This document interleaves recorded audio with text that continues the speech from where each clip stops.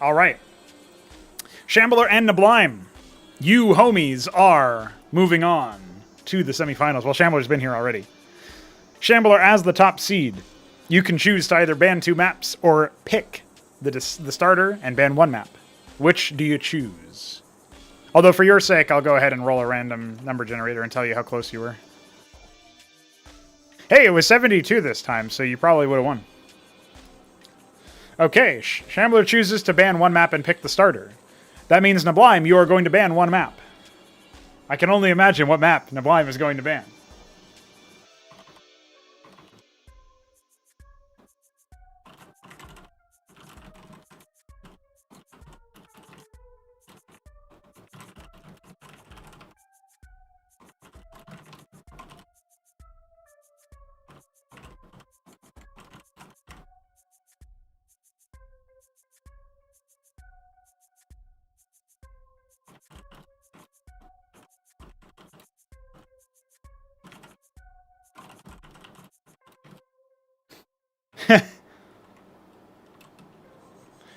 Yeah, Neblime goes first because whoever bans 2 maps bans 1 map first. Like, they ban first in the pick ban or whatever. GG's, man. Thank you. All right, Neblime bans Boskevine. The Shambler, what do you ban? And don't say Main Street. Neblime already made that joke.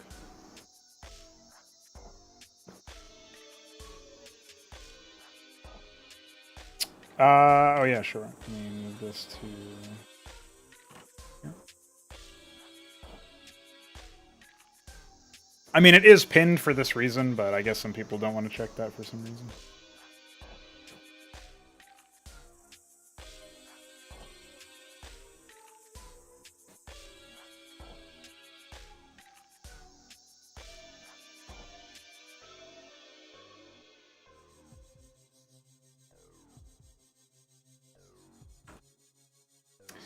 All right, the Shambler bans Death Spiral.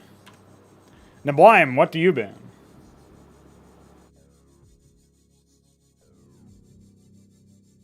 Is Death Spiral Benno's favorite map?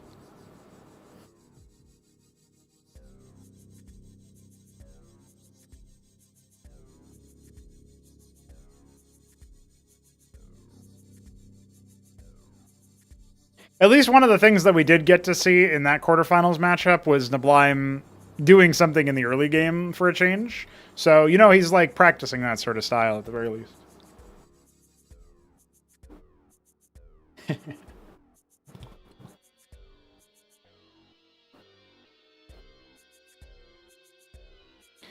All right, Neblime bans Infinite Velocity. The Shambler, what do you pick to start?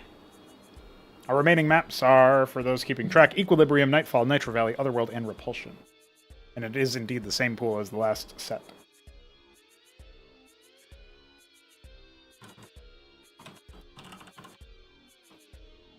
All right, the Shambler elects to start on Nightfall.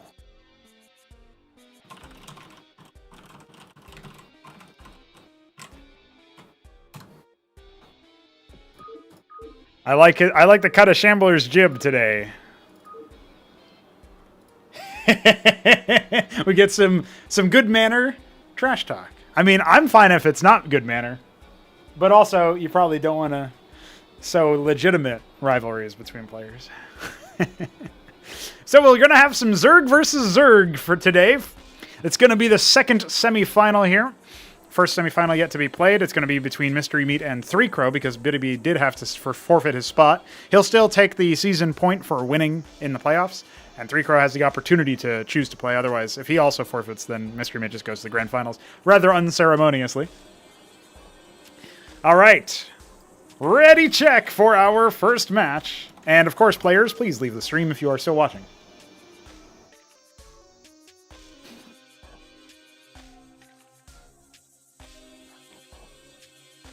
Neblime still typing. All right. Remember that Shambler is the one who normally types, so the fact that we both have typing here, both of our players have typing here, that's pretty cool. Let's jump straight in to our very first matchup of our second semifinal. It's going to be the Shambler, the beige Zerg in the top left, against Neblime, the light olive Zerg. You know, I feel like olive is probably the worst color. But then again, there is magma. Oh no, Shambler! Shambler! Oh, okay, he got it. All right. All right, indeed, ladies and gentlemen, this is going to be our ZVZ matchup. We do this little trick with camera hotkeys to indicate that we are indeed professional players ourselves. What will be the opening match? Both of our players not harvesting any Vespene, and instead it looks like it will be Quaseth first for them both. Scout timing is favoring Shambler, but does it really matter? Are we going to see some lovely Nath Wars to open things up? Neblime has already spent his minerals on a Quaseth. Shambler electing for a first, little bit of an extra worker here before putting down his. Not really a huge advantage for either of our players, except Neblime is not scouting. So he's actually technically up a worker, except obviously, I mean, Shambler was able to continue worker production for a little bit longer. So I'm not sure which way that one really sets, but it seems like it'll, economically speaking, it'll slightly favor Neblime until just now as he pulls away to scout. Fairly late, you know, that's technically 12 workers in because you had to use one to make the Quaseth, so. Workers are going to pass like ships in the night, of course. Except they can actually see each other. So it's ships in the night, but it's a clear night. It's not a foggy night. Quaseth finishes a little bit early for Neblime, and his first egg is already gestating. We do see Nathracores on the way. A second pair started for Neblime. Is it going to be the same instead? Okay, Shambler's the first person to pull the trigger because obviously Neblime has not scouted. So he's going to go ahead and drop a Kagrant. Now, Nathracores do move pretty fast. Another pair started. No more workers being produced for Neblime at this stage. The first pair is now out for Shambler. And he is starting a worker behind his second. They're going to pass again. Doesn't seem like it was acknowledged by either one of our players. And this worker can be part of this push. It can start to put down maybe a Kagrant to turn into a Circuith. If we're not careful, that could indeed be something that happens. But Neblime has actually pulled his Naths back, aware of the potential of an early game attack. So, now what are we going to be doing? The range of the Spraith is such that it will cover the workers harvesting from the geyser. Of course, you could harvest from the top left coordinate of that geyser, if you wanted to. And Shambler is actually using his worker to perpetually scout, but I'm not sure that he was aware of this base here. That's going to be something that, yeah, he's not aware, actually. It's going to be an in-base hatch for him. So he's going to need to manage the economy of Neblime. At this point, you know, we're thinking about, okay, we do have a Spraith now. The Nath Swarm of 6 is actually all we have right now. 4 of the Naths from Shambler are going to go ahead and scout out that base, but we have some tactical lag, and one of them is picked off. In fact, I think without the tactical lag, it would have been even worse. Well, you know how it is. Just doing a little bit more tickling, doing a little bit more damage. It doesn't seem like it'll add up to or amount to too much, but you could actually be surprised. You know, maybe that ends up being useful in some capacity. 2 of the Nats peel off, but they are being pursued. Remember that Nathracores are a little bit better anti-air units? Bug. I agree. A little bit better as anti-air units than they are for anything else. But anti-ground, they can absolutely still be lethal. There is only one Spraith for, I believe, either of our players right now, but the Nath Swarm is on the doorstep of Shambler, and he will need to protect that Spraith.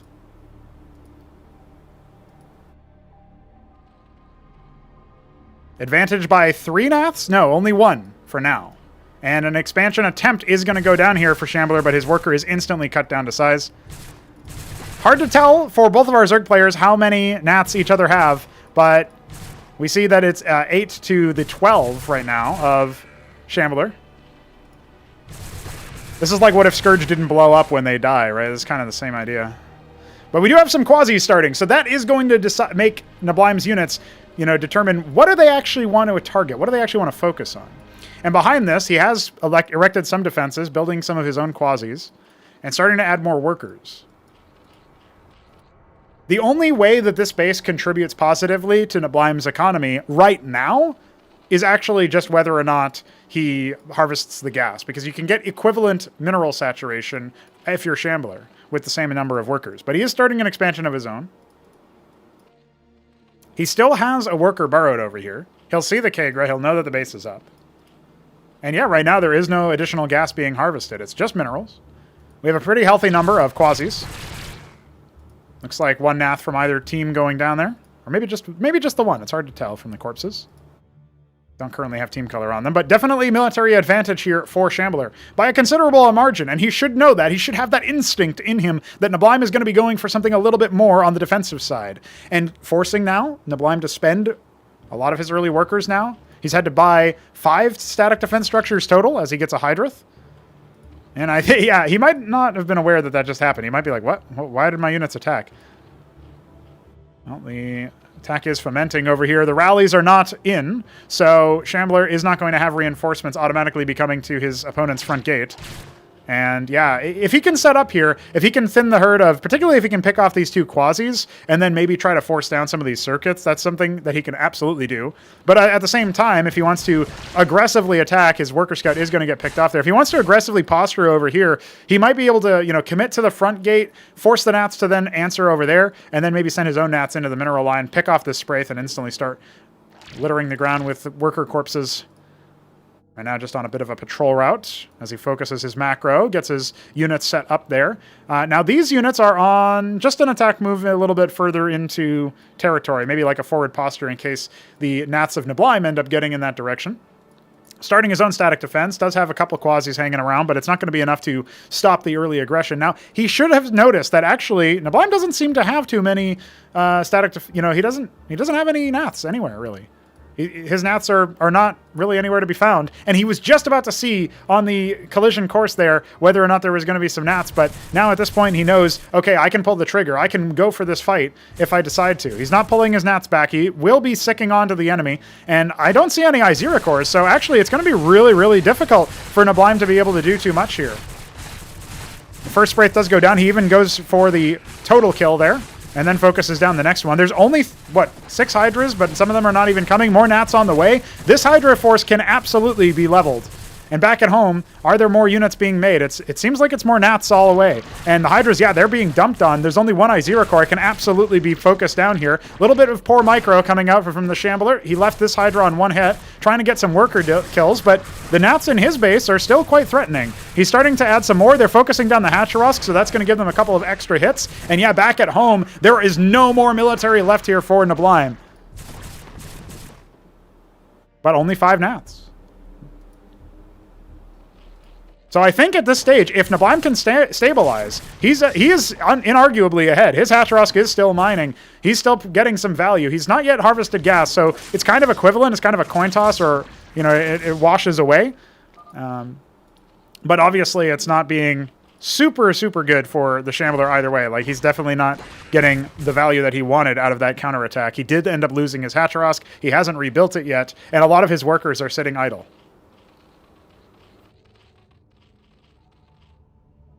Making some draw outs here. You can build over eggs in CMBW, so that's not going to slow him down or anything. This one, Chad Nathrakor is going to rip apart the 2 wounded ones there. And the Quasis are now evacuating. They will be picked apart.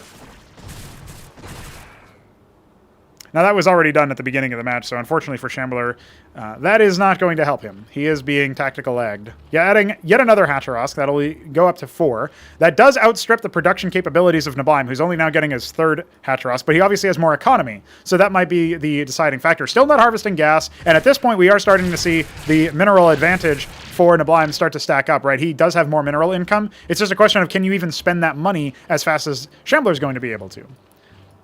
Because by the time this Hatcherosk finishes, the other 2 for Shambler are going to be well and truly done. Whether he wants to droll up or whether he wants to add more military is yet to be determined. But he's starting to add a Zorkiz and going for some Vorvercores on the backside.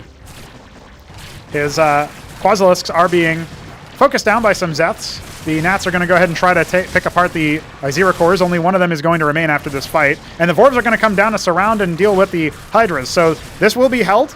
And in fact, neblime is down to 0 military units at this point. Shambler doesn't know it yet, but he can just go for a counterattack, and it looks like he's going to do just that, at least give it a shot. There's only 3 circuits standing in his way. He can bypass that and go straight for the main with his ground units and probably do quite a good amount of damage. The Azir cores will have their work cut out for them trying to chase down Naths. And yeah, I'm not even sure if Drolets are needed at this point, but it does seem like that's what Shambler wants to do. Transferring some workers from his main, probably a little bit more than he needs, but it will eventually result in a big spike of income, because he was oversaturated in that main, and just massing up.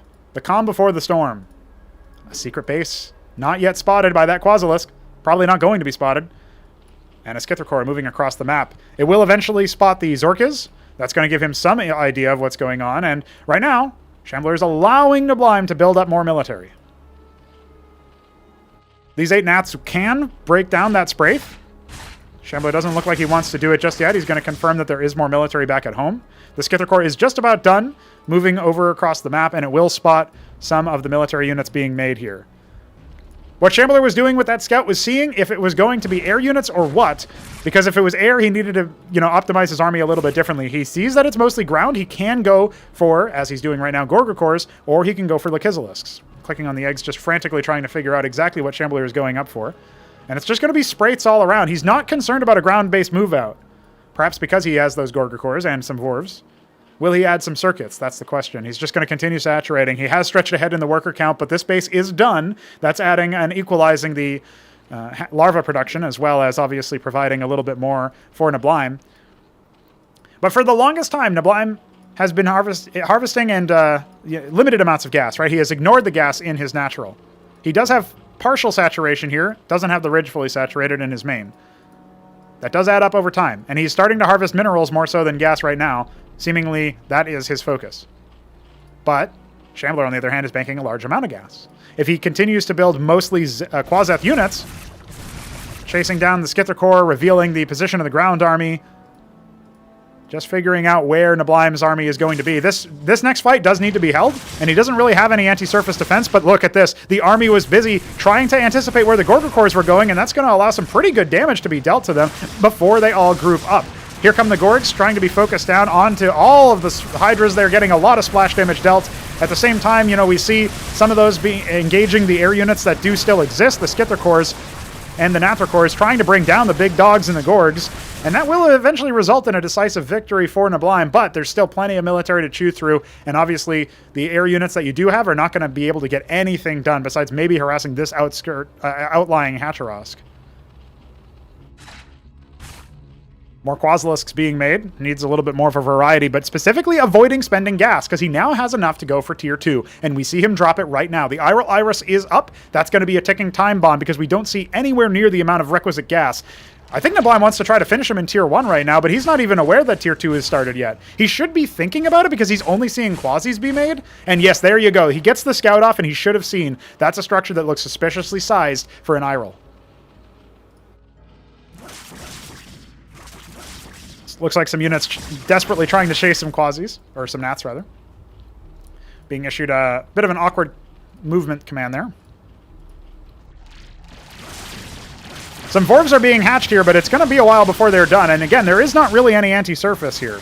The one Spraith is going to probably save this Iral, but the Quasis are here as well. Here comes a Gorg to try to fend these off, and the Vorvs are going to be here for a long time. It's going to be a real long time there, and all the Nats are getting shredded by the Quasis that did get wisely pulled up to defend the Iral. Back at the natural, more units are streaming in, but I think the Gorgs are just too strong, particularly with Vorvs debuffing the attack rate of the Izzies. That's going to stop them from dealing nearly as much damage, and even though one of the Gorgs will fall, the rest of them are going to get surrounded. This base still not occupied or spotted. This Quasilisk obviously is in a position, as well as this Zethracore for the Shambler, to spot out for those bases. But at this point, okay, neblime's jig isn't quite up, but he is, again, there is a ticking time bomb here.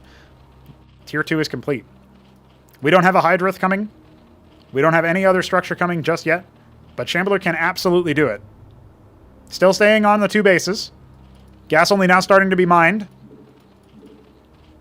He never fully saturated that ridge, but he is starting to saturate at the natural and at the 3rd. And if Shambler takes a little bit too long, that macro advantage can give neblime what he's looking for. But look at the military comparison here. Yeah, okay, there's some higher quality units for neblime, but one of those is an Ovaleth. Yeah, okay, he's got a lot of Aziricores, but he's trying to save as much gas as possible so he can tech up, and I don't think it's going to be enough. We'll have to see. It really depends on what the Gorgs do. There's 5 more coming. That can absolutely bust this down if Shambler wants to wait that long. Is adding a Mutath Spire. So maybe going into Protathalors to maybe outrange the circuits in that sense. That's absolutely something you can do. But again, do you want to wait that long when your opponent has just started their tier 2? Quasilisk does end up spotting nothing but Izira cores and circuits. The Gorgs are absolutely able to wreak havoc here, but there are some pretty good Spraith placements. So do they really want to go for that angle, or do you want to try to bust down the defenses? He should be able to get a lot of worker kills. Obviously, when you splash, you still deal damage to burrowed units. But yeah, that's definitely going to dissuade any further position. And it feels like Shambler did just lose 3 Gorgs for basically nothing. He's not mutating his Quaseth, so he can't make these Quasis into Lyrilisks or anything of the sort. Adding more Gorgs. Mutath is done. What's he going to make with these? We're going to select one of these larvae. He was just selecting it, but doesn't look like he's ready to pull the trigger just yet. Should he be aware at all that this base exists? It doesn't seem like he has the sense to think so. If I got to tier 2 off of 2 bases, why can't my opponent? Maybe that's what he's thinking. But that hidden base can absolutely come back to bite him in this opening match. Oh man, and so many risks were taken already in this series. But tier 2 is completed, and it will be Backtith.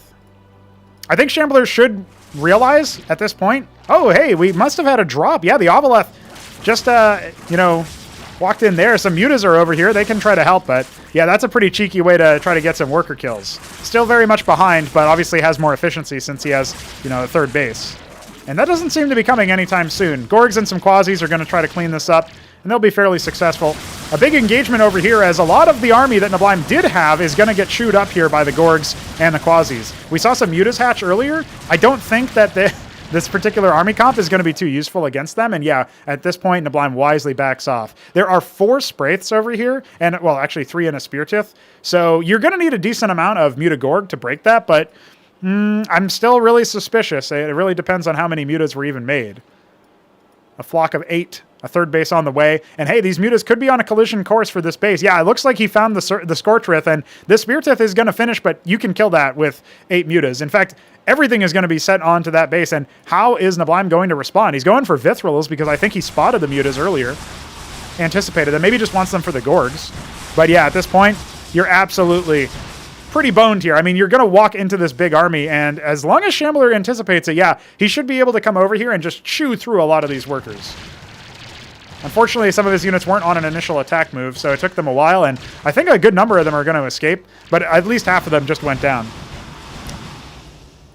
Zeths are screaming towards this mid-left Hatcherosk, but Shambler does have an insurance policy for a third, and he can obviously use the 16 mutas that he made. It looks like he's kind of pulling all of his units away from the main, which is probably where you would want to contain, just so that he can try to anticipate that. But here come the mutas. The Hatcherosk will go down because Zethicores do have they deal a lot of damage here, but they will indeed be cleaned up.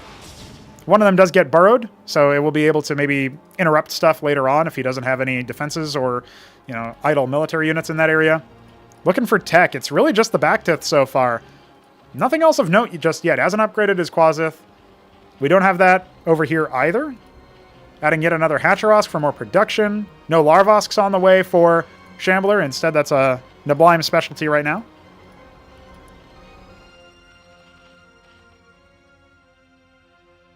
Reasonable army being set up over here. But Neblime has lots of burrowed Zethicores. There's an engagement over here, but the Vithrilisks, they will take out the Gorgs, and you definitely don't want to be in a spot over here with the mutas. Although, at the same time, they only have 1 armor to rend, so it's not really the end of the world, but Bactylisks can absolutely deal a lot of damage to those. Getting some worker kills, interrupting the mining, forcing more static defense, and keeping your opponent contained to 2 bases, all of those are good things. They just can't close the game just yet, and unbeknownst to Shambler, he's massing a lot of his mutas into 1 location. And they're right above where those pesky Zethicores are burrowed. So one of them will actually unburrow. Not sure what its plan is.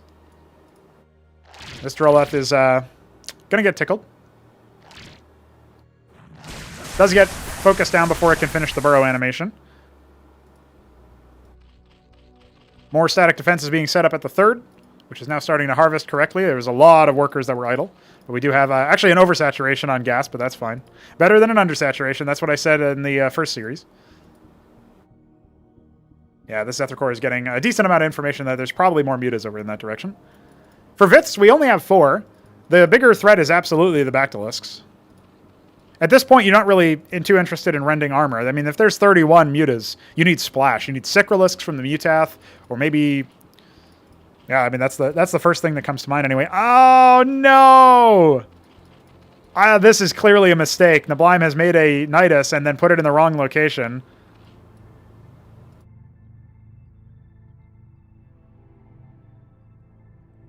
Will he fly over this Zethra Core again? This is like the highest value Zethra Core you can possibly think. Yeah, that should be aware on the minimap at the very least. I'm not sure that his camera snapped over to that position. We're starting to get some serious Canada moment. Does Shambler want to engage the military, or does he want to force a pull? Yeah, he's going to go straight for the military, and there are a lot of mutas here, guys. Not only that, but the Bactylisks are being busy trying to deal with the ground army, so they're not even focused firing onto these mutas. There's still 30 of them. GG is going to be called, and Shambler will take game number 1.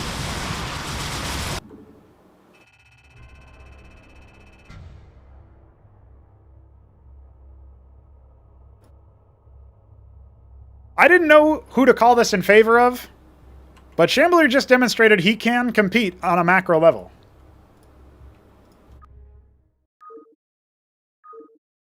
Repulsion has been selected.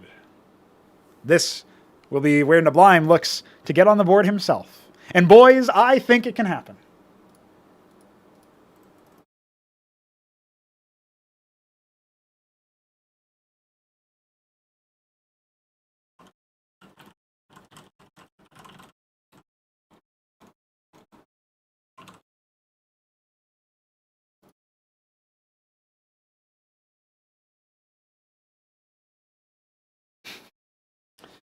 Ever the ego meister here, Shambler says, good warm-up.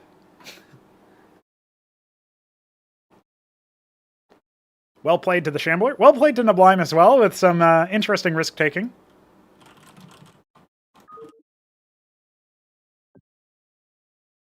See if our players need a breather here before the next game.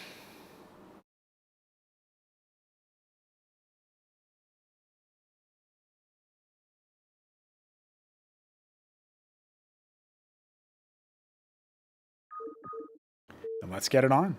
Repulsion is a much more standard fare macro map than you might expect when you first look at it. But honestly, Nightfall isn't that far behind it. It just happens to be a little bit more condensed. Shambler, the Sunglow Zerg, is going up against Neblime, the Dark Lavender Zerg. And we have Shambler here in the bottom left, as he makes sure to set it for extra high latency, even though I just did that. Classic move.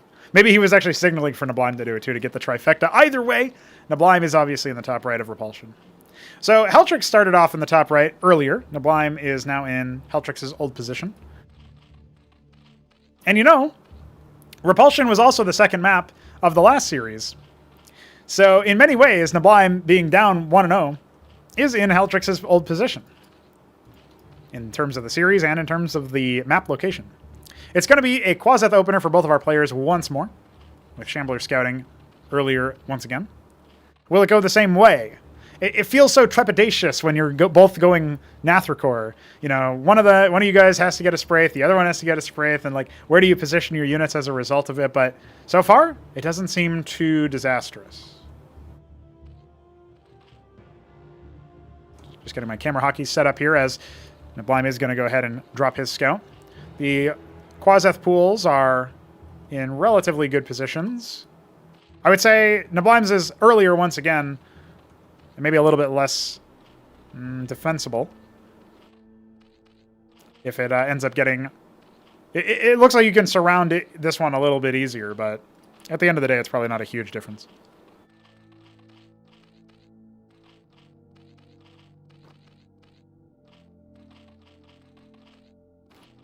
Yeah, the Nath starts a whole maybe 10 seconds faster, but isn't going to be too consequential. And yeah, as soon as you see this as Shambler, you should just put a Kagrun down again. That's exactly what he's going to do here. Kagruns don't take too long to make. And actually, it was Zeth first, interestingly enough. Didn't see that on the eggs. And that means that Shambler does have to contend with the potential for a ground-based assault in addition to the air. He did spot the gnats, and obviously his gnats are out now, so he should be able to quickly mutate this. This is the fact that it's taking a little bit long for him to mutate that is a bit of a concern, but he will now go for it. And the gnats are halfway across the map. So they probably won't be able to get a worker kill. You can just borrow it in that situation, so it's not the end of the world. In fact, the gnats actually are chasing Shamblers again, and we don't see a Kagrant come out here just yet for Neblime. So he's really hell-bent on the idea of preventing the enemy from feeling like they can send units across the map. And that's probably what these Zets are going to be for, although they aren't microing against the Strolats, and they will never catch it. It will just never happen, guys. You do need to micro that. Now, whether or not you should need to micro that, I don't know. I think it's probably fine. But right now, it's 4 versus 4 as far as the Nath count goes. Workers staying alive. Yeah, okay, now he's just ordered them to move command. Just wants them on the front line there. In-base Hatcherosk, and an expansion. So far, we have the same exact moves as the first game. And hey, bit of a jump start here on the engagement because the attack cooldown was still a little bit slow. That's going to force Neblime to fall away. He does get the worker pick. And is now up by 2 workers. Although one of them only just now came back, so. Good burrow traps here. Neblime getting a lot of value out of early scouting based on this. Like, and it can be really tricky, too. Like, you can put them in awkward positions, and are you really going to patrol the whole map with an Avaleth? You know, he got a lot of incidental value in terms of advanced scouting in the past. More gnats being made. Definitely has the advantage in terms of the count. He's now up to 10.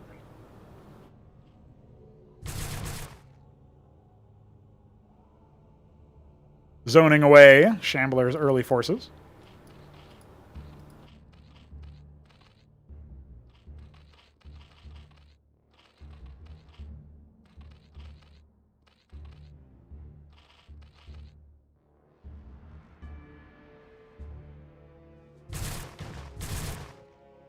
Some early focus firing here, which is a little bit better for the Shambler, but at the same time, we're now in the free-for-all phase where they're just letting the units do their thing. And there's only one Spraith here, so Shambler can't be too lackadaisical. This absolutely can close a little bit sooner than he would like. He's up against 9 Gnats with only 4. Doesn't have any Quasis out just yet, only his Zeths. One of them getting picked off instantaneously as they start to lay siege to the Hatcherosk, but obviously they will eventually drift within range. Does this force another Spraith out of Shambler? Just adding more Gnats. Didn't end up... that could have been like a pick-off there or something if he wasn't too cautious. Yeah, that Kagrant just gets instantaneously bopped. That's actually a worker kill as well. And on top of it, he gets a second one, so that's pretty big. Didn't get the cancel. Zork is on the way as well, so maybe going for... You wouldn't really want to go Gorgs against the players going mass Naths, but it could certainly work out for the anti-ground part. Posturing now, but the Quasis are probably going to lay in on the Gnats a little bit too much.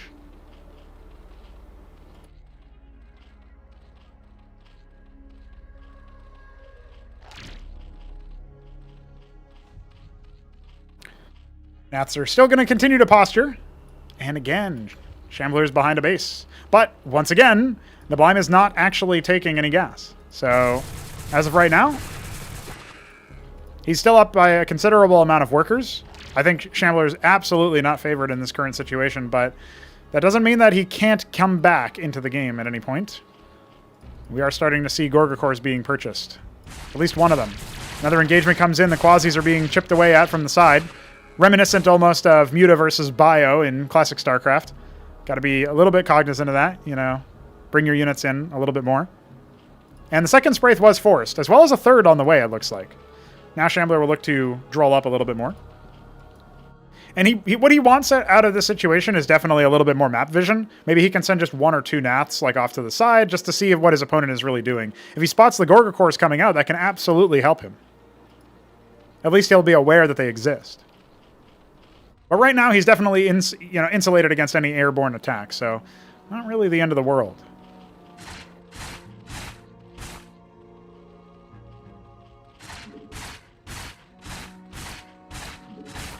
Oof. One more hit away. That would have done it, but manages to dodge. Worth pointing out that the anti-ground attack does pierce the armor of the Spraith, so... That can be quite powerful. Izira cores are now coming out for anti-Nath play. 4 Gorgs. 3rd hatch. Production going to be advantaged here for Neblime, who's now starting to harvest gas from the natural, so maybe learning from the last game's foible. And absolutely keeping Shambler feeling a little bit paranoid about leaving his base. That Zither core is obviously going to continue providing vision. We'll see that the Hatrosk is started. If he can force a cancel or maybe even kill it, that could be something, but it looks like he's now going to return to his base. Scouting out for any hidden bases. He had some antics like that on Nightfall, wants to make sure he doesn't get bopped by the same thing. Do you ever suspect a Zither core here? You know, probably not. What we're probably going to start seeing as players develop in CMBW, against Zerg in particular, is they're just going to, like, catch anything like that. They're just going to, move some units around just to see if they can step on some burrowed units and reveal them as a result. Nats are now once again on the offensive, but did they see this squad flying away? Without the Nats, the Gorgs are a lot more vulnerable. I mean, a lot more, we could say, dangerous. And actually, this could be what closes the game right here. Shambler is over here to catch the 3rd base, but he needs to be aware of the mass Gorgs, and he was never able to scout earlier on. Maybe he chose not to. The Hatrosk is actually being focused down. I would disagree with this play from Neblime. He can absolutely focus down the military instead. But the Nats are going to go ahead and force the cancel. Another Gorg streaming in. At this point, we have 2 very, very wounded ones. The focus fire was not quite there. But forcing the cancel, that kind of does seal the deal here. I don't see how Shambler can fight back. He doesn't have a 3rd hatch for production, and he is going to be behind in gas production. So even if the game goes on for a little bit here, it doesn't necessarily feel like Neblime can throw from this particular position. He's definitely much more adept in the mid game. And you know what? This Droleth didn't even get killed, so it was able to turn into a Hatrosk, and that accelerates, I think, the demise of Shambler even further. He does wisely put down a 3rd hatch to increase his production. Should be aware that at least 2, if not 3, are already out. But you can just see the explosion of units wrapping all around the map at this point, making sure to confirm for Neblime that he absolutely is not being hidden based, and getting some pretty good positions for any drop play or air play that are going to come around. Now, there was that one Izira core drop that happened. I'm not sure that Shambler really cares too much about that. It looks like he's not going to concern himself with a repeat tactic, just adding more Spraiths. Obviously paranoid about a potential move from Gorgs. A couple idle workers here. What's he going to turn this one into? Another Kagrant. Feels like he's probably overbuilding on that, and he's down by, half workers in terms of number. Gorgs are over here, as well as the Quasis and Nats. So this force is not going to be able to accomplish too much, I don't think. Instantaneous burrow as well, so... In fact, when this force ends up dying, I think Shambler might just tap out here. I don't even know why he went for that particular fight, but he calls GG before we even hit the 10-minute mark, and is absolutely torn asunder. Neblime able to protect himself against Shambler's antics in the early stages, and it just felt like he had a better early game plan on that map.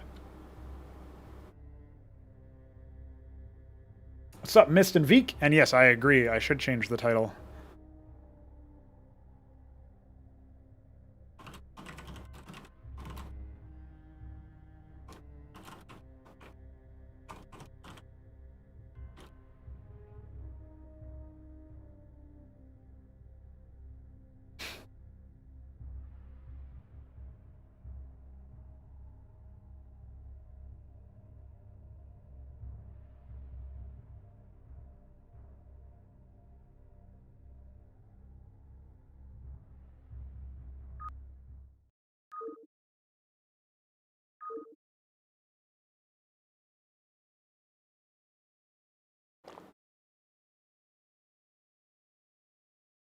Moving on into Otherworld, this is the pick from the Shambler. You can either do something in the early game on this map, or you can explore the other world.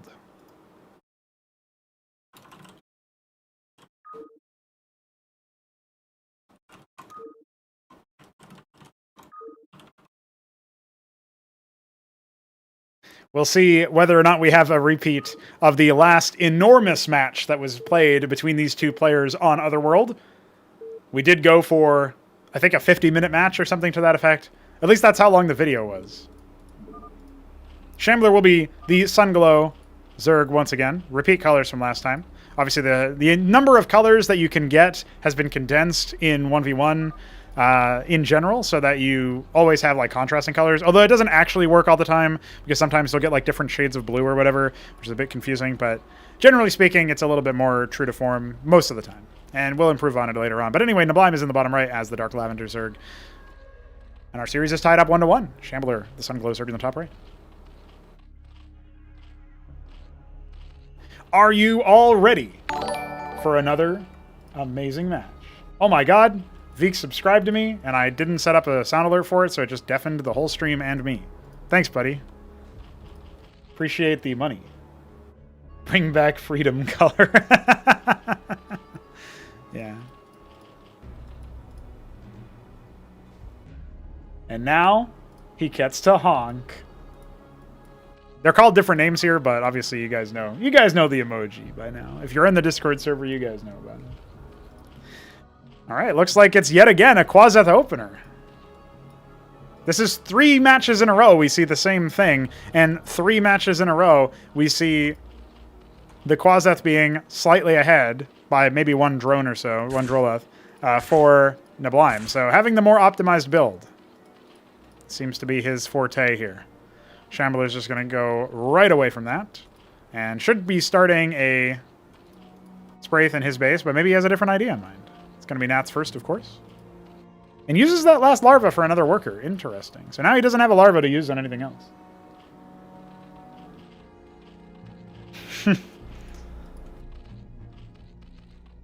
Yeah, unfortunately, you can't actually see the spinning one in the restream chat, but if you're on Twitch, you can see the absolute beauty that DF made me a while ago. It is going to be a Spraith from both players, so they're playing a little bit more conservatively. Well, Neblime is playing a bit more conservatively. That will 100% delay his natural take. So that'll be interesting to spot if that ends up making a pretty big difference. And hey, check this out. Another worker spotting any movements. You know, Shambler really likes to do that. I don't know if it's efficient. That worker can be giving you a lot of money across the whole span of a game, particularly in ZVZ. And it looks like the first casualty has already happened. One of Shambler's Naths being absolutely swatted out of the air. Now, how soon do one of our players want to start going for Quasis, right? That's the question.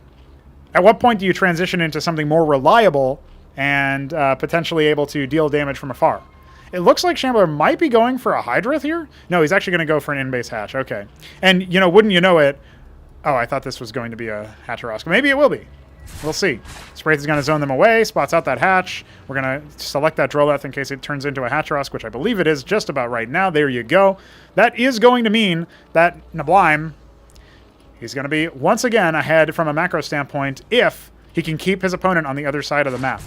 He's going to go ahead and dive in for a worker kill. That's just going to get him even. He's not actually getting ahead from that.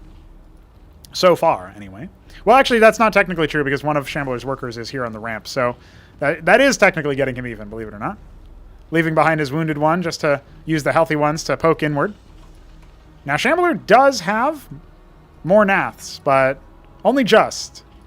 And do you really want to, you know, risk a fight like that? Maybe bring it down to micro, which can be quite difficult to do for both of these players, I would say. But fighting over the Spraith, that's absolutely something that he'll take. At the same time, one of the workers does end up getting targeted and doesn't burrow in time.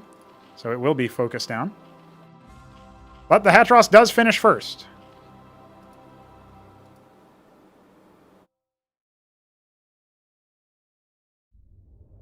This one is now done, but will it be turned into more gas income? That is yet to be determined. The Nath count is identical right now. We do have some workers being made as well for Shambler. So he'll catch back up in terms of the economy.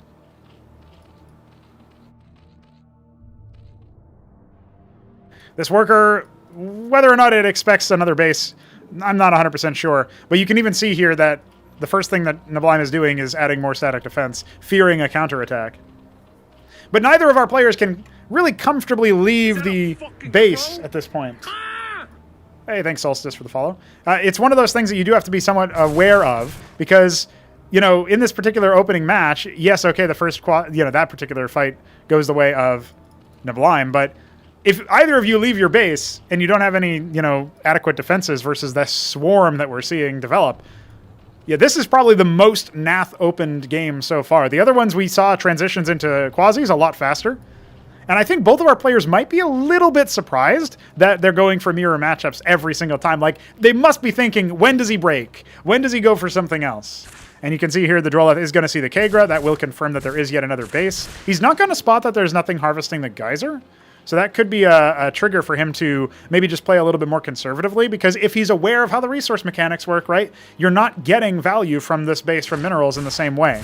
So you can, of course, equate the mineral account, like equalize in that sense. We might see an attempted skirmish here. There are less Shambler Nats by a considerable margin, coming down to 11 versus 15. Does need to watch out for that. And yeah, I mean, the focus fire wasn't quite there. Hey, at this point, that's a point where you could maybe turn back around and do some more damage. He does have more. Still nothing but Naths. Really trying to opt into this fight here, where it does require a lot more micro, a lot more attention to detail. And you can see here neblime is winning in terms of that, showing off his maybe his Mutamicro from Brood War coming into play here. Retreating to the Spraiths. It's going to cause Shambler to fall back himself. He does start to have some Quasis, and looks like he's going to go for a more secretive expansion. It's a little bit further away, right? It's not along the path to your opponent. In ZVZ, you'd probably mostly see this base taken, but Shambler wants he's going very far downtown. He's going for a hidden base. So that's probably the next best thing, right? If you can't confirm, right, then, yeah, at that point, he has to be careful. He doesn't want to chase his enemy into that location, right?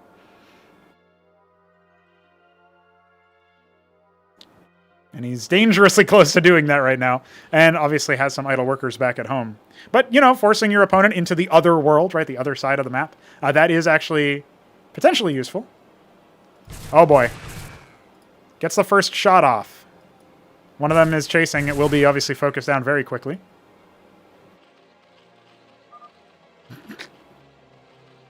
He keeps saying that there's a bug, but I'm not 100% sure about that. Adding a lot more hatches, though. It's starting to flood some ground units. We see some Quasis coming in to back up the Naths.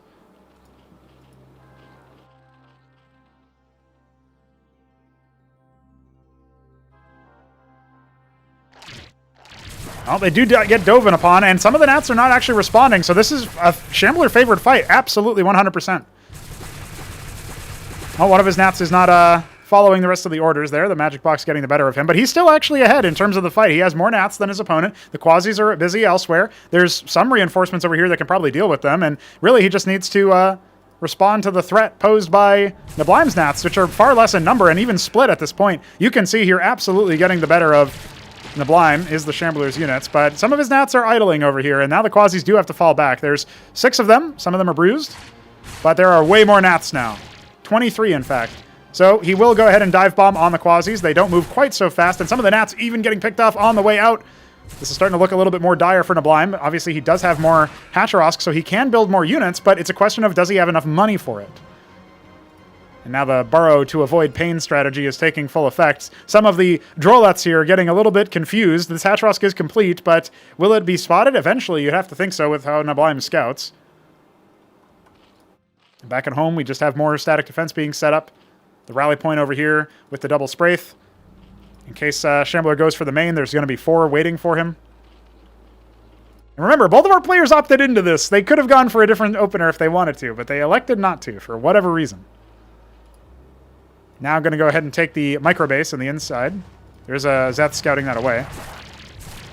And it looks like one of the Nats will be focused down by these 3 lone Quasis, but eventually they'll be cleaned up. There's apparently one more Quasilisk down there. And this one Zethricore is going to obviously just get taken care of quite easily. A Circuith over here, very out in the open, can easily be overwhelmed. You don't even have to commit to taking too many shots from the Nats even, if you want to focus it down. This is a bug planet. Yeah, that's true. There's a lot of bugs. Some of them are flying. Some of them are on the ground. Bugs and bats, maybe. A lonely Terran anchor, not yet being used. Probably won't come into play, but it is there.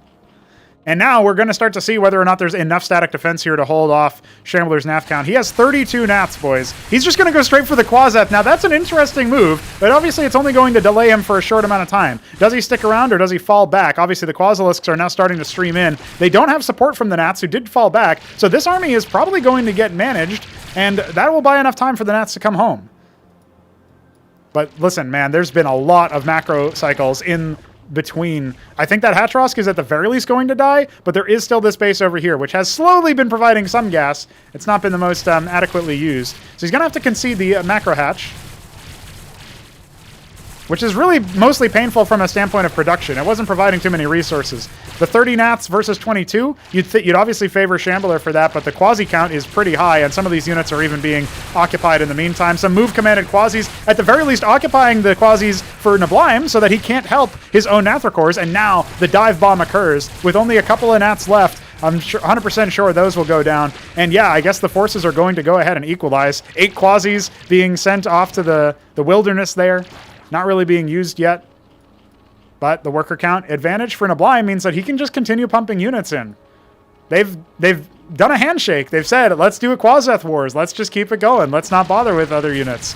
Right? This is the Quaseth. This is the Quaseth dominated game. We finally have a Hydrith coming. That's the first tech deviation 10 minutes into the game. That's not what you would expect. You would have expected them to specialize their army a little bit more heavily by now. And there are enough Quasis that they can really thin the herd and stop the Nats from getting into any critical mass again. Anytime you have those kinds of even trades, even if they slightly favor Shambler, you have to give it to the Neblime just based on the fact that he's got another base fully saturated at this point, right?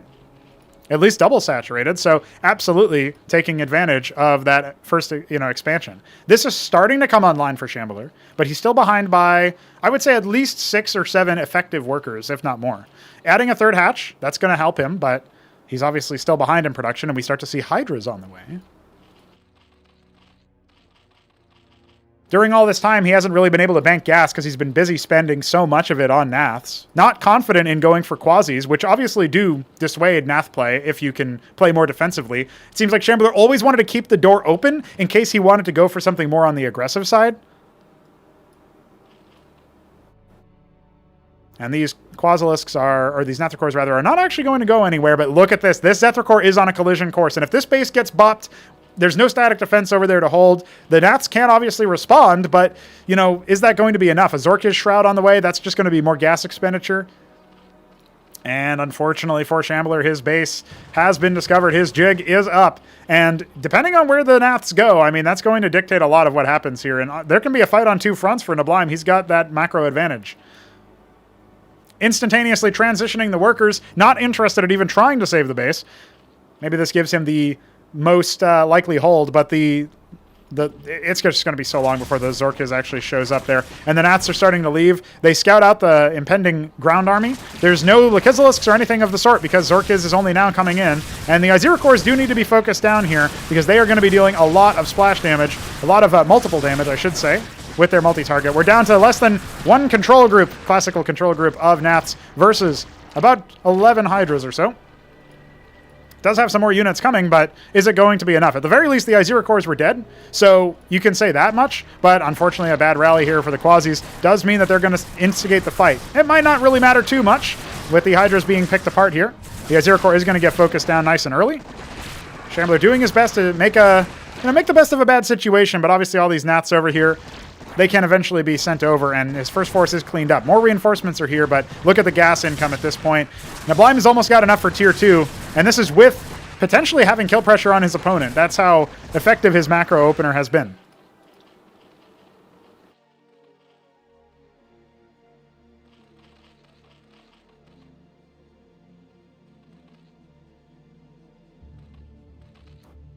And look at this, he even has his micro base set up in the main. It's looking very bleak for Shambler. He hasn't even ordered up any... Okay, he's ordered up a single Gorger Core. I like a Lakizilisk in this situation for more defensive play, but also you're on 1 base compared to 2.5, if you want to call it that. The gas matters a lot. Neblime has put down tier 2. This game is looking super comfy for him.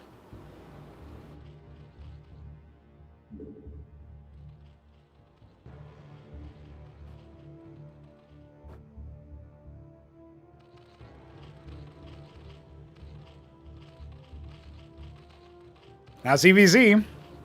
In Brood War, it's a coin flip matchup. In CMBW, I think it's a little bit better.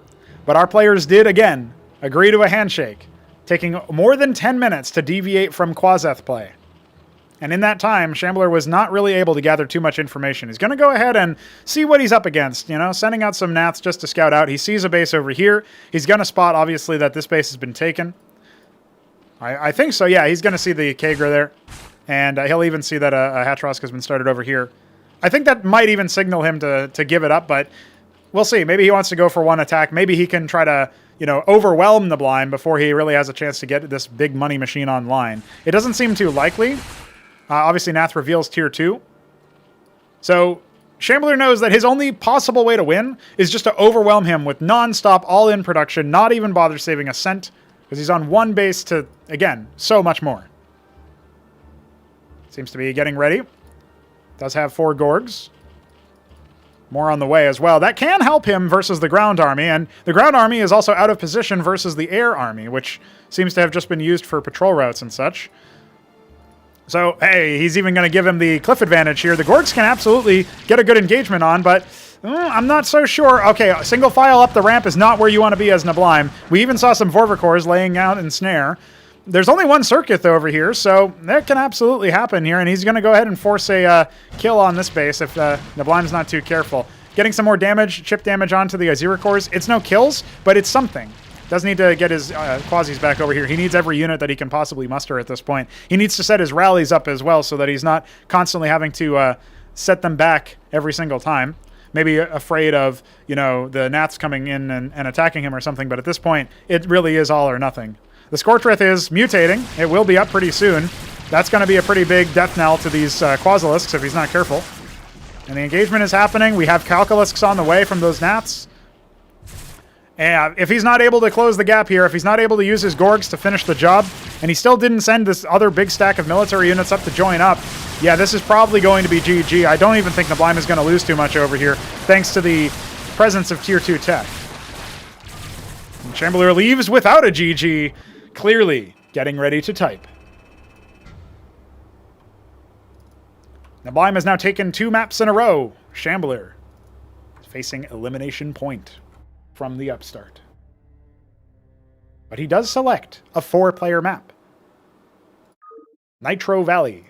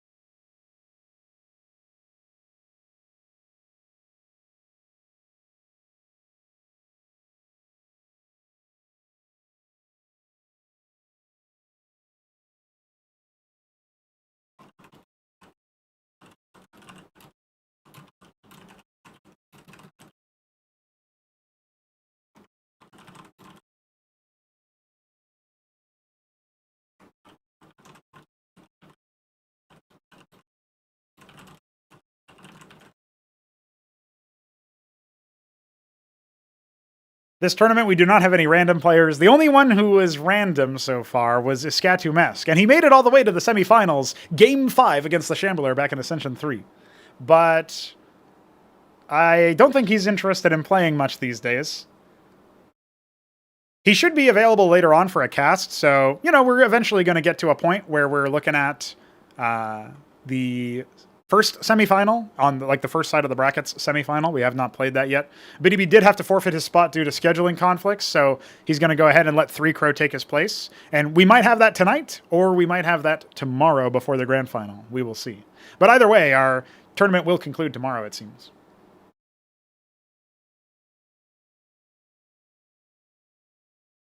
Although maybe we'll save it for Sunday night. Because Sunday morning, I do have a talk show episode with the illustrious Accursed Farms. So if you're familiar with that channel, that is indeed something that I will be on at some point.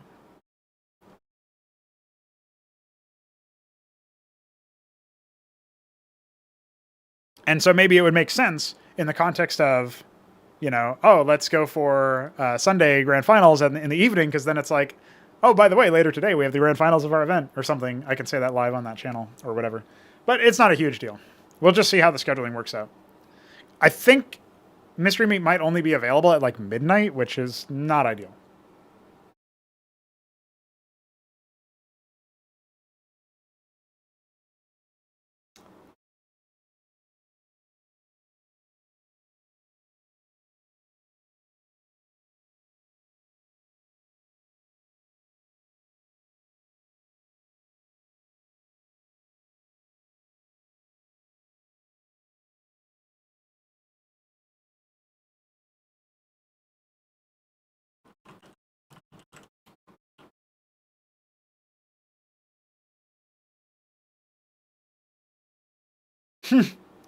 Well, the weird thing about Twitch is that you have to be streaming for a certain amount of time or you have to have enough subscribers or something to unlock more emoji slots.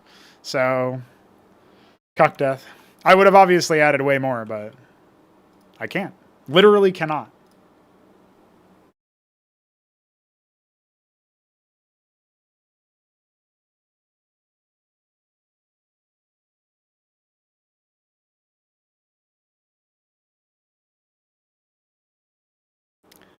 Let's see. Apparently there's follower emotes you can add, but in order to do that, you need to have streamed for at least 60 days as an affiliate. Yeah, that's basically it. Everything else I already apply for. So, yeah. It's going to be like another month and a half before I can add follower emotes. And then, where do we see here? If I get 15 subscriber points, I get 1 extra standard emote slot and 1 extra animated emote slot. Isn't that epic? Isn't that so XD? Hey, what's up, Dead Infested? What is 4x Mahuha? Doesn't seem very efficient. Oh, I probably couldn't make it anything else because I think you don't get that many or whatever, right? So.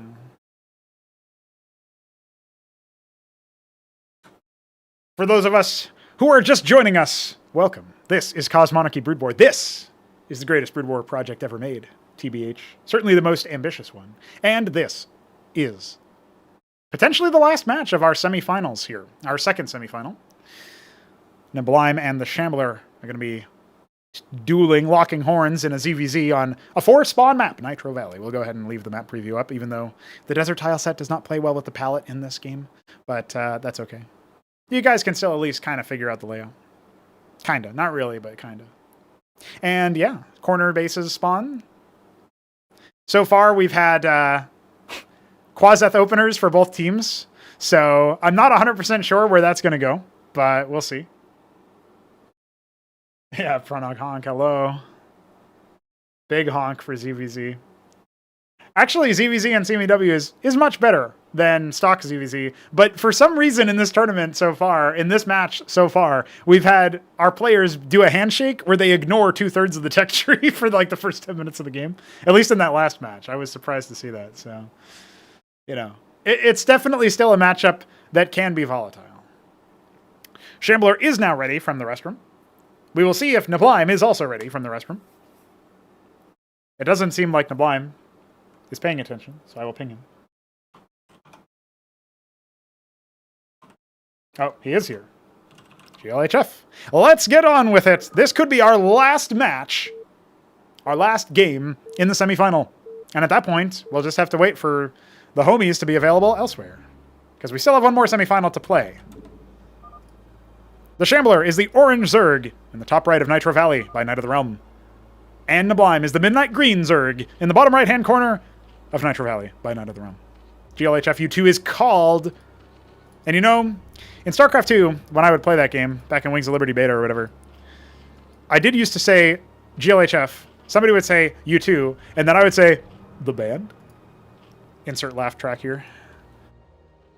Go ahead and set our camera hotkeys up because we're professional observers. And we are indeed going to be seeing what is in store for us today. I don't see any gas harvested, boys, so I think we're opening up with Quaseth once again.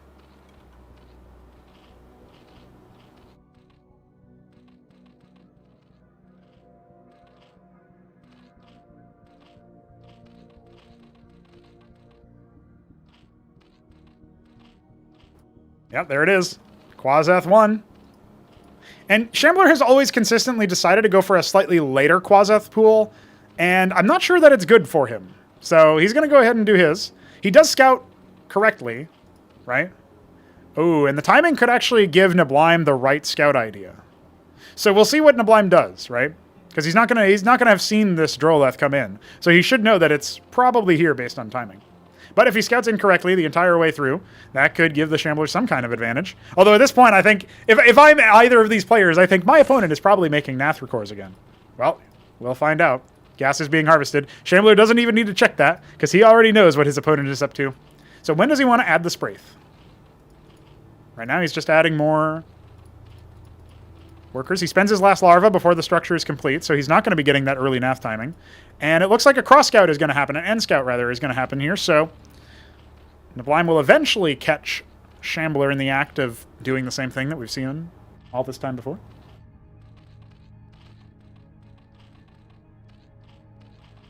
First pair of Naths is out. I think they may have flown over the sight range of that Droleth, but whether or not Shambler actually spotted that is yet to be determined. And hey, we have a fast Quasilisk out here, so it's going to be a little bit of a different look here this time around. It looks like Neblime is gracing us with something other than utter Nath spam. Spraith is completed just on time. I promise these players are not professional, but they're good enough. They've certainly played the project a little bit.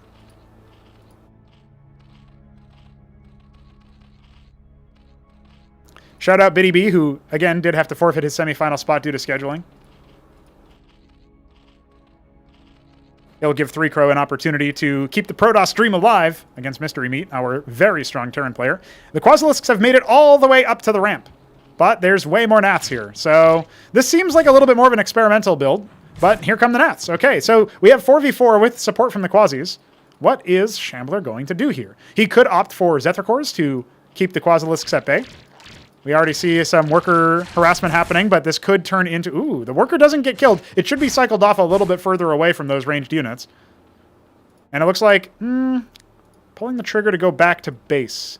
Getting his expansion set up already. If Shambler is wise, he'll use his low HP worker to make the Hatterusk, but maybe not. And he's definitely going to be a little bit behind in terms of the timing.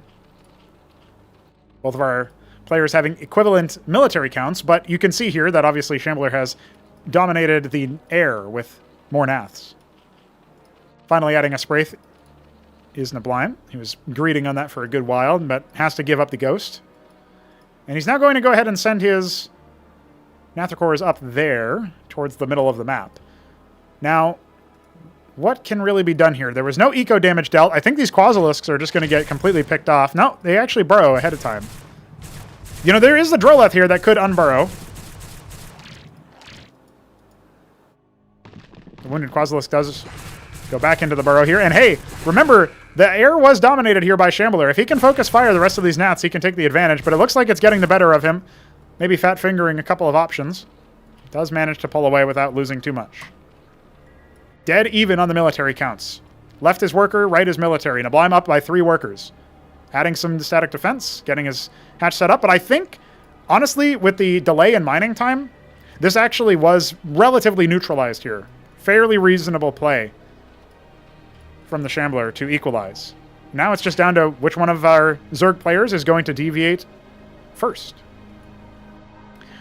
Even Nath counts, but obviously 2 more back here, defender's advantage, etc. This egg might get focused down if Shambler's not careful. Tactical lag helping Neblime out or not. Who knows? But the Quasis are out here. Some Droleths will be circled down there almost certainly. And I think we're going to see another hatch being put down here in a moment by Neblime, by his ramp. Oh boy, catching his opponent off guard as they try to set up a defensive Cesiant, but all right, now we're definitely favoring the count here for Shambler. He is going to be able to come through with this. His 2 Quasis should definitely be joining in on the fight, and that is indeed going to be the rest of the military cleaned up here. Yeah, his 2 Quasis weren't in that fight for most of that. That definitely could have turned the scale a little bit even. Knife. Meat phone booth. He's got him. He's absolutely got him. And yes, indeed, there is an in-base macro hatch being set up. Any networking issues you can always blame on Australia. Neblime is from Australia. He woke up at 5 a.m. for this. Actually, technically, he woke up at like 4, I think. So. Wild man. All right, he's going to go in for the kill here. There's not too many, defensive units over here, and some of his Nats are, unfortunately, Shambler is not exercising supreme control, but the Nats are a huge part of this army. If Neblime isn't able to keep them alive, then Shambler's Nathricors can just dive onto the Quasis, and at that point, you're neutralizing one of the main advantages the Quasilisk has, which is range and the ability to kite. It looks like we might see some normalization here. A Circuit being put down to stop those Quasis from being able to jump straight in. Maybe we'll see some more familiar tech coming up pretty soon, but for now, our opponents, our Zerg players, our competitors, they haven't phone boothed just yet. Azorka's Shroud will be the first deviation in tech. I'm not so sure if Shambler is going to be doing the same thing. He does have a pretty big gas bank, but he might elect us to go for, mining all of the gas immediately and trying to go for a quick 2-base tier 2.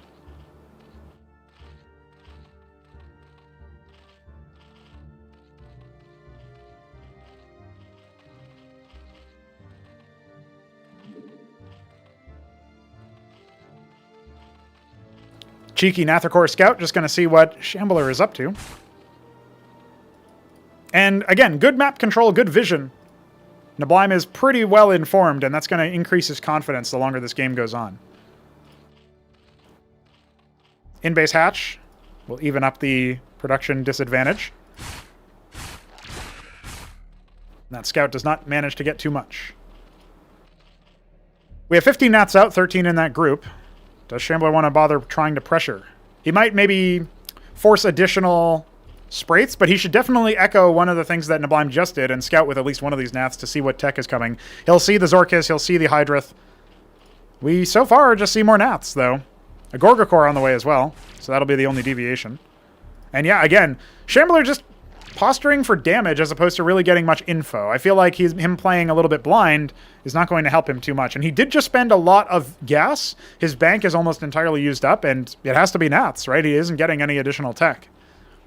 The Gorgakors won't help versus the Nats, but they will absolutely wreak havoc on the Droleths if he's not careful. Now, I did practice a little bit with Shambler, and I did absolutely butcher his worker line with Gorgakors, even though he burrowed. So he should be familiar with that, and maybe pull them away first. For those not aware, you will still take splash damage, of course, while burrowed. It's something that Shambler had to be reminded of. Adding more circuits here. He's very much convinced that this is going to be a ground-based play. But we saw a lot of Nats and indeed some Gorgakors being added to the mix. That's information that Shambler does not have. Now posturing with his own Quasis. This squad is kind of small. Third base coming in for Neblime. If that ends up getting set up, that's huge. Looks like maybe another macro hatch on the way for Shambler. At least that was on his mind when he set that worker there. Unless that's just a rally. No, he's just rallying his units there, it looks like. And yeah, Neblime just has so many random units scattered around the map. They're absolutely paying for themselves. He's even going to go ahead and burrow in his face. I'm not even sure that Shambler noticed. But the Nats are indeed going to come over here and spot the early move out. He needs to pull back. He doesn't have the units here to contest this. He definitely needs to come back to his static defense and rely on that. Is adding yet another hatch. No other tech, though. So if these, Gorgakors hold the front, dealing splash damage to ground units, but again, a pitiful air attack. So Nathricors can outcompete them. You just can't fight them over everything else. And that's what the other Nats are for here, defending those Gorgs, making sure that in an air fight, you have to choose between hitting the tank or hitting some of the squishier damage dealers that are a lot harder to click on. But the third hatch is finished. The third base is finished here. And you have to think maybe this is going to be where Neblime is able to take yet another macro match. If Neblime wins this, he qualifies 3-1 into the grand finals. And if Shambler wins this, we go to a 5th match. Just to remind people, a best of 5 is our format here. A lot of Nathricors. There is no hope in hell that Shambler has of getting to tier 2 in the next, I want to say, 5 minutes. He catches a move out on the ground. He can, thin the herd here a little bit. But with only 28 workers, instantaneously down to less than 12. Or just about 12, by the way. That's gonna sting. That's gonna hurt. That's a lot of gas that was down the drain. And he did pick off a large number of quasis, but that's not really the main threat here. Trying to posture, but fighting away from his static defense versus the ground targets is going to try to go ahead and focus and attack some of the Hydras, but I think that's just going to be it. I don't think he has enough to defend here. He had all of the static defense, but he fought away from it. That might be the critical flaw in his plan. He does have more units coming, some of them not actually rallying over, and the Spraits are dealing with the Gorgs. Some of the Nats can also try to focus them down. Droleths are not being pulled to help with the fight, trying to remorph the Kagrants, but is it going to even be enough? He has more and more units hatching, but most of them are not actually following any sort of rally point down.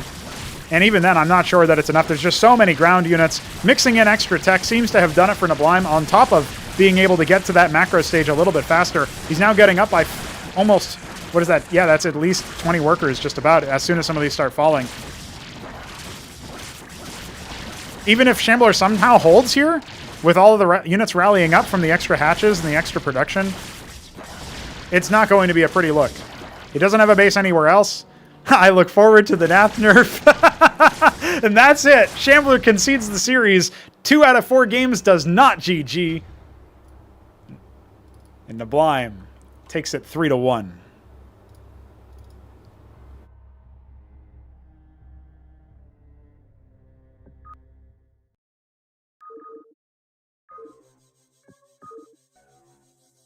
Now, when I practiced ZVZ against the Shambler, me being a much more aggressive player than Neblime is, I made it work with pretty much any opener against the Quaseth first.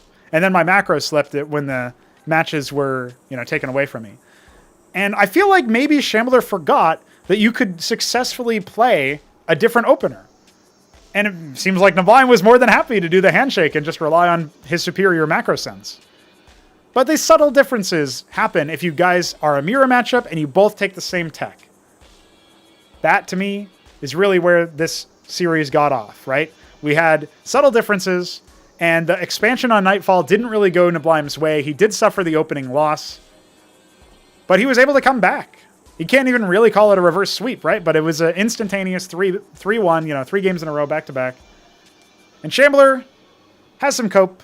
But unfortunately, he is not going to proceed into the Grand Final. The first time he misses out on a Grand Final appearance, and it's at the hands of Neblime.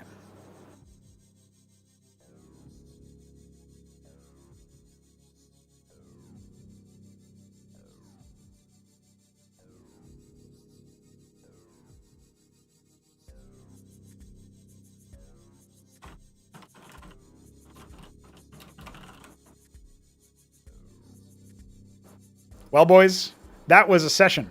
We managed to see Neblime take Helltrix 3-0. That's what we expected. And then we managed to see the Shambler take on Neblime. Some compelling games, and maybe some sillier games. And either way, GG's had to be called. Neblime will make it to the Grand Finals, awaiting the winner of Mystery Meat versus 3 Crow, but you have to expect that one has to be Mystery Meat. Just based on the last time these two faced off, although admittedly 3 Crow is Protoss this time around. He might have been able to shadowbox an Embassy first strat or something that we've seen before. And yeah, I'm interested to see where things go, man. I'm interested to see where we go from here. Because there have been so many interesting strategies, so many different strategies that have come out. ZVZ, hey, most of those games averaged longer than in Brood War. I can say that at least. And yeah, I'm pretty happy, pretty pleased with that sort of thing. So why not? Why not? And that will conclude our set of playoff matches for now. Going into the next tournament, Ascension 5 signups are open, by the way, if you're interested in popping in. If you saw the skill level of these guys and you think, well, this is an interesting project and I have no idea what any of this is, but I can probably learn and then beat these guys because I'm a better skill, or at least compete with them, you can absolutely sign in, join our Discord server. The signups are a thread inside the events channel. You can check that out and participate any way you like. We still have 3 slots open. That's 3. And actually, our next tournament is going to be pretty based, right? We got 4 groups waiting. So that's the most we've ever had. 12 players, by the way.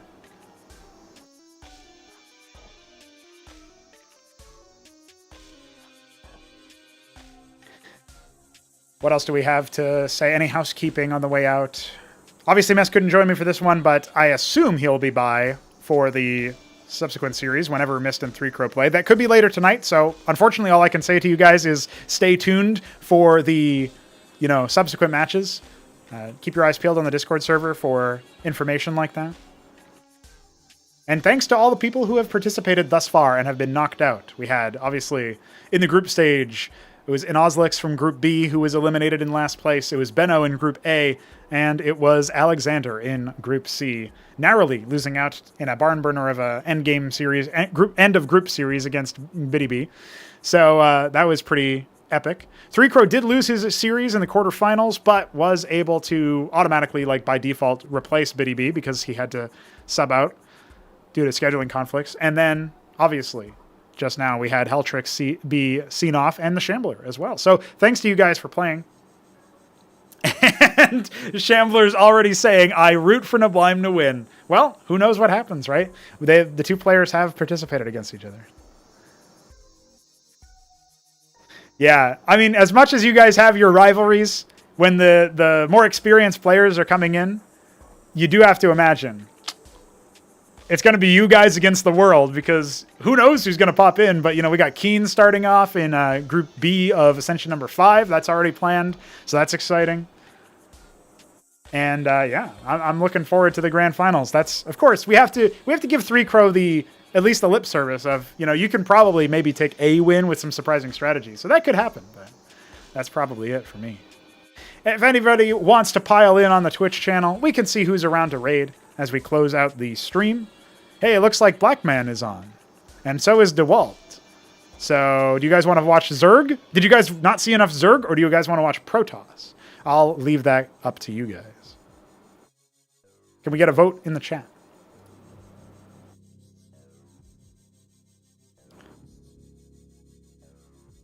Oh no, Keen, not Keem. With an N. Keen as in the adjective. An A rank, I think, Zerg player from Brood War is, he's popping in. He's going to see what's up.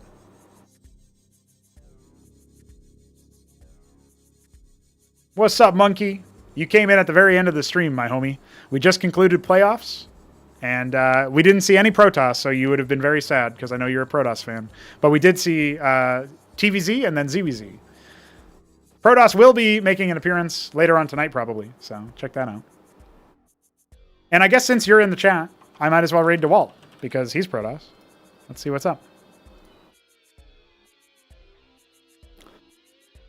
Pile in for the raid and join us later on for semifinals number 1, the left-hand side of the bracket. We'll see what happens after that. And thanks for watching, boys.